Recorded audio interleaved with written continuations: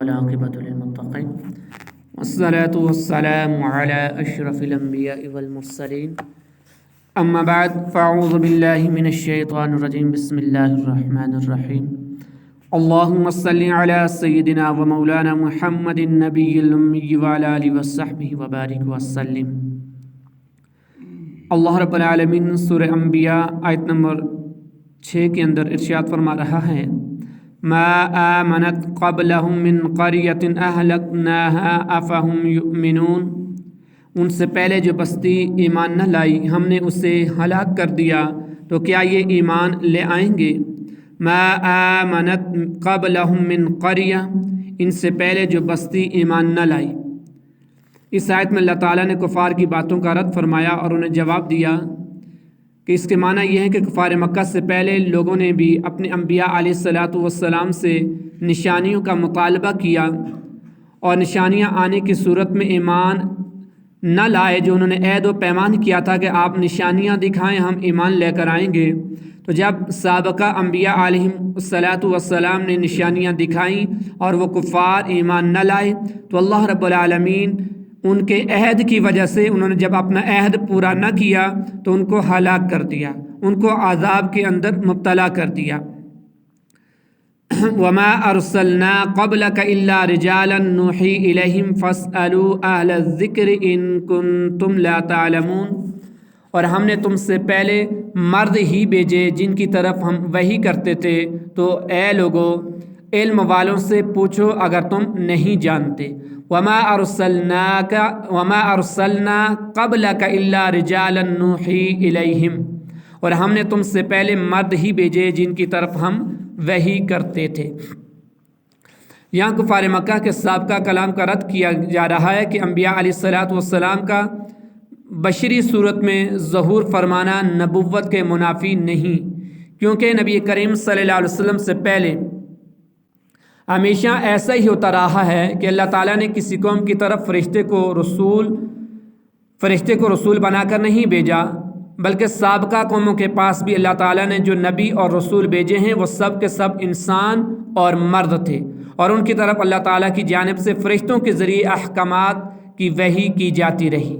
اور جب اللہ تعالیٰ کا دستور ہی یہی ہے تو پھر سید المرسلین صلی اللہ علیہ وسلم کے بشری صورت میں ظہور فرمانے پر کیا اعتراض ہو سکتا ہے۔ فاسألوا اہل الذکر ان کنتم لا تعلمون، تو اے لوگو علم والوں سے پوچھو اگر تم نہیں جانتے۔ آیت کی اس حصے میں کفار مکہ سے فرمایا گیا کہ اگر تمہیں گزشتہ زمانوں میں تشریف لانے والے رسولوں کے احوال معلوم نہیں تو تم اہل کتاب کے ان علماء سے پوچھ لو جنہیں ان کے احوال کا علم ہے، وہ تمہیں حقیقت حال کی خبر دیں گے۔ اس آیت میں نہ جاننے والوں کو جاننے والوں سے پوچھنے کا حکم دیا، کیونکہ ناواقف کے لیے اس کے علاوہ کوئی اور چارہ جوئی نہیں کہ وہ واقف سے دریافت کرے، اور جہالت کے مرض کا علاج بھی یہی ہے کہ عالم سے سوال کرے اور اس کے حکم پر عمل کرے، اور جو اپنے اس مرض کا علاج نہیں کرتا وہ دنیا اور آخرت میں بہت نقصان اٹھاتا ہے۔ یہ بات یاد رکھیے گا کہ ہر انسان پر اس کی حیثیت اور اس کی مصروفیت کے مطابق اللہ رب العالمین نے علم حاصل کرنا فرض قرار دیا ہے۔ سب سے پہلے اللہ رب العالمین جو ہی انسان بالغ ہوتا ہے تو طہارت کے مسائل ہر مسلمان کو ہر بنی نوع انسان پر اللہ نے فرض کر دیے کہ وہ طہارت کے مسائل سیکھے۔ پھر نماز جو فرض ہوئی، نماز کے احکامات، روزے کے احکامات، یعنی عبادات کے طور طریقے، فرائض، واجبات ہر انسان پر سیکھنا یہ فرض ہے۔ اور اس کے بعد جس فیلڈ سے اس کی وابستگی ہے اس کے متعلق اس سے ریلیونٹ جتنے بھی مسائل ہیں ان کا سیکھنا اس پر لازم اور ضروری ہے۔ اگر وہ کاروبار کر رہا ہے تو تجارت کے اصول جو تجارت کے دوران پیش آتے ہیں، تجارت کے مسائل جو پیش آتے ہیں ان کا سیکھنا اس شخص پر فرض اور لازم ہو جاتا ہے۔ اور اگر کسی کے ہاں اجرت پر کام کر رہا ہے، تنخواہ پر کام کر رہا ہے، تو اس صورت میں اجرت کے تمام مسائل سیکھنا اس پر لازم اور ضروری ہے کہ جو اس کے کام آئیں۔ اور اگر کسی اور طریقے سے کسی کے ساتھ منسلک شراکت داری کے اندر ہے تو شراکت داری کے تمام اصول، ضوابط، مسائل سیکھنا اس انسان پر فرض ہے کہ انسان دنیا کے جس شعبے سے بھی تعلق رکھتا ہے اس شعبے سے ریلیونٹ جتنے بھی شرعی احکامات ہیں اس انسان پر سیکھنا فرض ہے، اور اگر نہیں سیکھیں گے تو گناہگار۔ ہمارے یہاں ایک المیہ یہ بھی ہے کہ بہت سارے لوگ اس وجہ سے مسائل نہیں سیکھتے، دین نہیں سیکھتے کہ دیکھیں فلاں نے علم حاصل کیا، وہ اپنے علم پر عمل نہیں کر رہا، یا اور اگر ہم بھی علم سیکھیں گے عمل نہیں کریں گے تو زیادہ گناہ ہوگا، یا اس وجہ سے نہیں سیکھتے کہ اگر ہم نے علم حاصل کر لیا تو پھر عمل کرنا ہم پر لازم ہو جائے گا، تو لہٰذا ہم نے علم ہی حاصل نہیں کیا ہے تو ہم پر اس طرح کی گرفت بھی نہیں ہوگی۔ تو یاد رکھیے گا کہ اگر ایک عالم گناہ کرتا ہے تو اس کو اس گناہ کا ایک ہی گناہ ملتا ہے، اور اگر کوئی جاہل کوئی گناہ کرتا ہے تو اس کو ڈبل گناہ ملتا ہے۔ کس طریقے سے؟ ایک اس گناہ کے متعلق علم نہ حاصل کرنے کی وجہ سے، اور دوسرا اس معصیت کو اختیار کرنے کی وجہ سے۔ کوئی اس وجہ سے علم کو حاصل کرنا ترک نہ کرے کہ اگر ہم نے علم حاصل کر لیا تو پھر ہمیں عمل کرنا بھی پڑے گا۔ لہٰذا ہر انسان کو چاہیے کہ اپنی ضرورت کے مطابق مسائل کو سیکھے، علم کو حاصل کرے۔ وَمَا جَعَلْنَاهُمْ جَسَدًا لَا يَأْكُلُونَ الطَّعَامَ وَمَا كَانُوا خَالِدِينَ ثُمَّ صَدَقْنَاهُمُ الْوَعْدَ فَأَنْجَيْنَاهُمْ وَمَن نَّشَاءُ وَأَهْلَكْنَا الْمُسْرِفِينَ۔ اور ہم نے انہیں کوئی ایسے بدن نہ بنایا تھا کہ وہ کھانا نہ کھائیں، اور نہ وہ دنیا میں ہمیشہ رہنے والے تھے۔ پھر ہم نے اپنا وعدہ انہیں سچا کر دکھایا تو ہم نے انہیں اور جن کو چاہا نجات دی اور حد سے بڑھنے والوں کو ہلاک کر دیا۔ وما جعلناہم جسدا، اور ہم نے انہیں خالی بدن نہ بنایا۔ کفار مکہ نے تاجدار مآب صلی اللہ علیہ وسلم پر اعتراض کیا تھا، ما لہذا الرسول یاکل الطعام، اس رسول کو کیا ہوا کہ یہ کھانا بھی کھاتا ہے؟ اور یہاں اس اعتراض کا جواب دیا گیا کہ جس کا خلاصہ یہ ہے کہ اللہ تعالیٰ کا طریقہ یہی جاری رہا ہے کہ اس نے گزشتہ زمانوں میں جتنے بھی رسول بھیجے ان کے بدن ایسے نہیں بنائے جو کھانے پینے سے بے نیاز ہوں، بلکہ ان کے بدن بھی ایسے ہی بنائے جنہیں کھانے پینے کی حاجت ہو۔ یوں ہی وہ دنیا میں ہمیشہ رہنے والے نہ تھے، بلکہ عمر پوری ہو جانے کے بعد ان کی بھی وفات ہوئی۔ اور جب اللہ تعالیٰ کا طریقہ یہی ہے تو کفار مکہ کا رسول کریم صلی اللہ علیہ وسلم کے کھانے پینے پر اعتراض کرنا محض بے جا اور فضول ہے۔ ثم صدقناہم الوعد، پھر ہم نے اپنا وعدہ انہیں سچا کر دکھایا۔ ارشاد فرمایا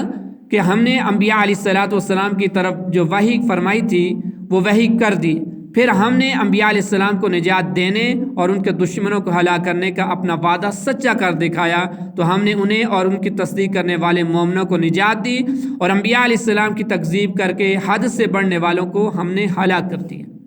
لَقَدْ أَنزَلْنَا إِلَيْكُمْ كِتَابًا فِيهِ ذِكْرُكُمْ أَفَلَا تَعْقِلُونَ، بے شک ہم نے تمہاری طرف ایک کتاب نازل فرمائی جس میں تمہارا چرچا ہے، تو کیا تمہیں عقل نہیں؟ لَقَدْ أَنزَلْنَا إِلَيْكُمْ كِتَابًا، بے شک ہم نے تمہاری طرف ایک کتاب نازل فرمائی۔ ارشاد فرمایا، اے قریش کے گروہ، ہم نے تمہاری طرف ایک عظیم الشان کتاب نازل فرمائی جس میں تمہارا اشرف اور تمہاری عزت ہے، کیونکہ وہ تمہارے شرف کے لیے نازل ہوئی، وہ تمہاری زبان اور تمہاری لغت کے مطابق ہے، تو تم اس کتاب سے کیسے منہ پھیر سکتے ہو؟ حالانکہ غیرت اور عقل کا تقاضا یہ ہے کہ تم اس کتاب کی اور اس نبی کی تعظیم کرو جو اسے لے کر آئے، اور اس پر سب سے پہلے ایمان لانے والے ہو جاؤ۔ کیا تم جاہل ہو اور تمہیں عقل نہیں کہ ایمان لا کر اس عزت اور کرامت اور شہادت کو حاصل کرو؟ اس آیت سے معلوم ہوا کہ قرآن کریم پر ایمان لانا اور اس کے احکامات اور تعلیمات پر عمل کرنا عزت شہرت کا باعث ہے، اور تاریخ اس پر گواہ ہے۔ جب تک مسلمانوں نے قرآن مجید کو مضبوطی کے ساتھ تھامے رکھا اور اس کی ہدایات اور احکامات پر عمل پیرا رہے تو ان کو شہرت بھی ملی، ناموری بھی ملی، عزت اور کرامت کی بلندیوں پر وہ فائز بھی رہے۔ اس قرآن نے ان کو دنیا پر غلبہ بھی عطا فرمایا۔ جب تک مسلمانوں نے اس قرآن کو اپنا رہبر، رہنما پیشوا بنائے رکھا، اس قرآن کی حکومت کو اپنے اوپر نافذ رکھا، تو اس قرآن نے انہیں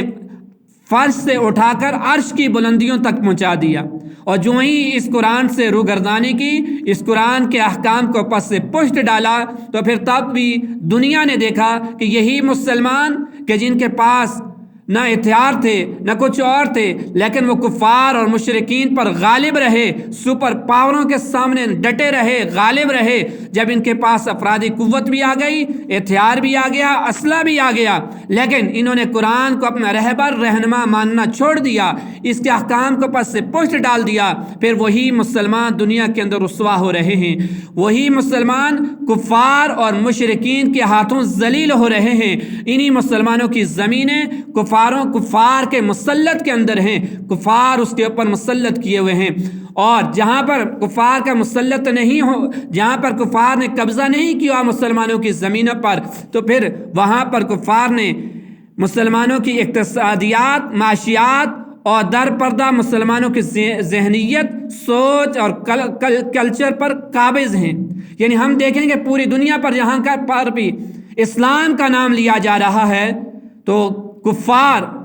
اس ملک اور اس حصے کو دبانے کی کوشش کرتے ہیں، ہر طرح سے اس کو دبانے کی پرزور کوشش کے اندر ہیں، اور مسلمان حکمرانوں کو اپنی انگلیوں کے اشارے پر نچا رہے ہیں۔ کسی نے کیا خوب کہا تھا کہ وہ معزز تھے زمانے میں مسلمان ہو کر، اور ہم خوار ہوئے تارک قرآن ہو کر۔ درس قرآن اگر ہم نے نہ بلایا ہوتا، یہ زمانہ نہ زمانے نے دکھایا ہوتا۔ آج اگر مسلمان اپنی عزت چاہتے ہیں، عزت کی بقا چاہتے ہیں اور اپنی سالمیت چاہتے ہیں، تو اس قرآن کی طرف رجوع کر لیں، اس قرآن کی طرف لوٹ آئیں، اس قرآن کو اپنا رہبر اور رہنما بنا لیں۔ تب جا کر مسلمانوں کی نجات ہوگی، تب جا کر مسلمان اپنا کھویا ہوا وقار حاصل کر سکیں گے۔ اس کے علاوہ مسلمانوں کے پاس اور کوئی چارہ جوئی نہیں، کوئی راستہ نہیں کہ وہ نجات پا سکیں۔ اللہ رب العالمین کی بارگاہ میں دعا ہے کہ رب العالمین ہمیں اس قرآن سے فیض یاب ہونے، اس کے تقاضوں کو پورا کرنے کی توفیق عطا فرمائے۔ وما علیہ الا البلاغ۔